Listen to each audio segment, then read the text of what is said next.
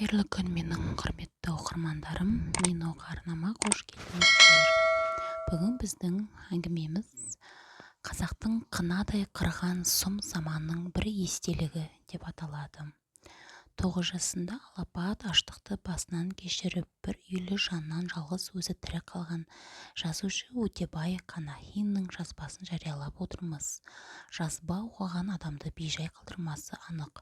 Онда былай делінген: аштықтан әлім бітіп, көзім қарауытып, есім бірде кірсе, бірде кірмей, тек кірпігім ғана қимылдап, жұртта қалған тастанды күшік сияқты шала жансар жатқан жерімнен ересек біреулердің тауып алып сыртта тұрған шанаға апарып салғанын, үстіме киіз жауып қымтап жатқанын еміс-еміс білемін.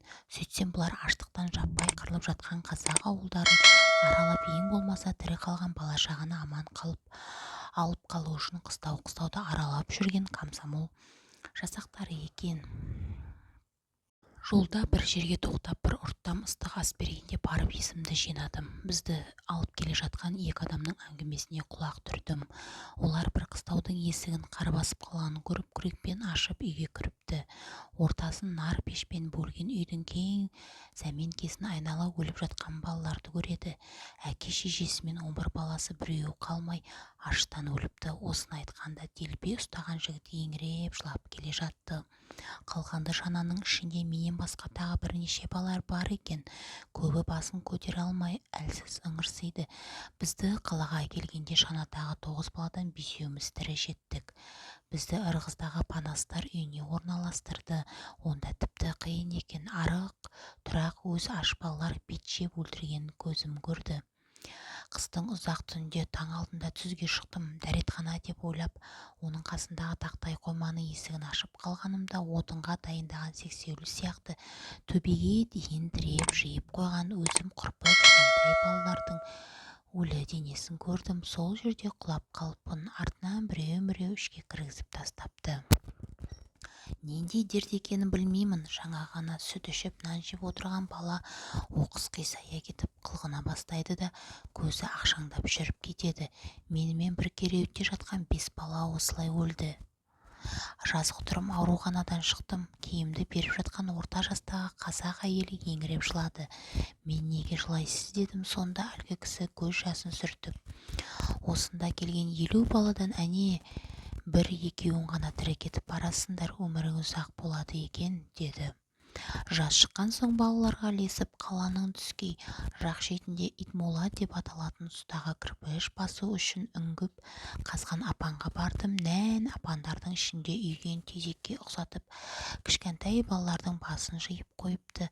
Бақсам, қыста өлген балаларды көме алмай, апандағы қардың астына тастай беріпті.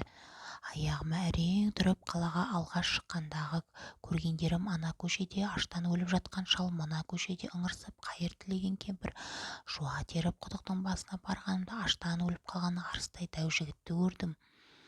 Көшеде өліп қалғандардың күнінде таңертең арнайы адамдары келіп жалаңаштап, төбе-төбе қылып арбаға тиеп алып кетеді. Қаланың шетіндегі үлкен орға алып барып тастайды. Бұлардың бәрі ауылдан ашып жеткен қазақтар еді. Және бірі есімде қалғаны анық білетінім, балалар үйі орналасқан қалада тұратын Грошев дейтін орыс саудагер көзі қарауытып аштан бұралып қорасына кірген қазақ жігітін табанда атып тастады.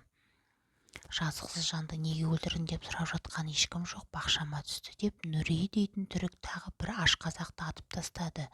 Қысқасы, аштықтан әлсіреген қазақтарды кім көрінген атып тастап жатты. Менің бұл жазғандарым 9 жасымда басынан кешкен оқиғалар екен. Өз көзіммен көрген сұмдықтар, қаншама жылдан кейін есімде қалғандары ғана. Осы аштықтың Ырғыз ауданы адамдарының 10-нан бірі, малының 100-ден бірі ғана тірі қалды. Бір шаңырақтың астында үлкенді кішілі 12 жаннан тірі жалғыз ғана мен қалған екем. Авторы Өтебай Қанахин, жазушы. Құрметті менің оқырмандарым, бұндай ертелікте қазақтарымыз сондай аштықтан қиналып қайтыс болып келген қаншама ата-бабаларымыз, кішкентай бөбектеріміз кетті. Құдайым басқа ондайды бермесін. Еліміз, жеріміз тыныш болсын. жұртымыз аман болсын, нанымыз көп болсын деп тілейміз Алладан. Келесі әңгімемізде жолыққанша арнама лайк басып тіркеліп отыруларыңызды сұраймын. Алдын ала рахмет.